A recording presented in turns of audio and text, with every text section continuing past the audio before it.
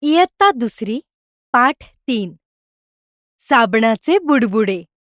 आर्या आणि विवांची एक मजेदार गोष्ट. रंगीबेरंगी बुडबुड्यांची.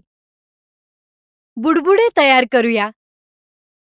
आर्या आणि विवान एकमेकांच्या शेजारी राहत होते. एके दिवशी आर्या म्हणाली, "विवान, आज आपण बुडबुडे तयार करूया का?"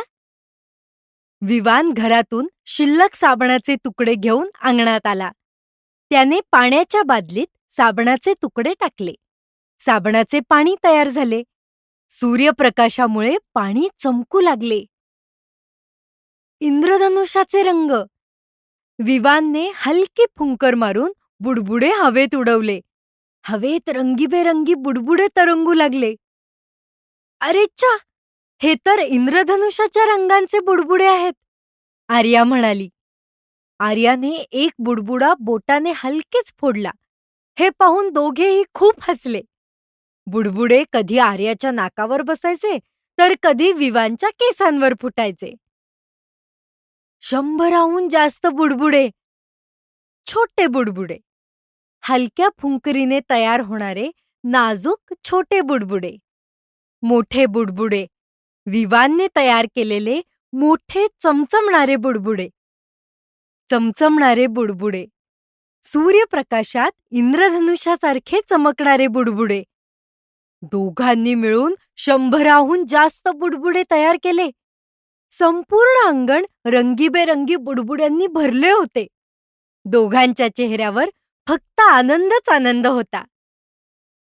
आजचा खेळ सर्वात मस्त. आर्या म्हणाली, "विवान, आजचा खेळ सर्वात मस्त." विवान म्हणाला, "हो, उद्या पुन्हा नवीन खेळ खेळूया." फुंकर. तोंडातून हळुवारपणे हवा सोडणे. वातावरण. पृथ्वीच्या सभोवतालचे हवेचे आवरण. वर्णानुक्रमे शब्द शिकूया. चित्रे बघा, शब्द वाचा आणि समजून घ्या. अननस. अननस. आवळा. आवळा. इमारत. इमारत. ईडलिंबू. ईडलिंबू. कृतीतून शिकूया. साबणाचे बुडबुडे तयार करा. साबण, पाणी आणि नळी घेऊन स्वतः बुडबुडे तयार करा व अनुभव सांगा. ओल्या मातीचे आकार. चौकोन, त्रिकोण, वर्तुळ, आयत, षटकोन हे आकार ओल्या मातीत तयार करा व त्यावर नाव लिहा. मजेत शिका, खेळत शिका, बुडबुड्यांसारखे आनंदी राहा.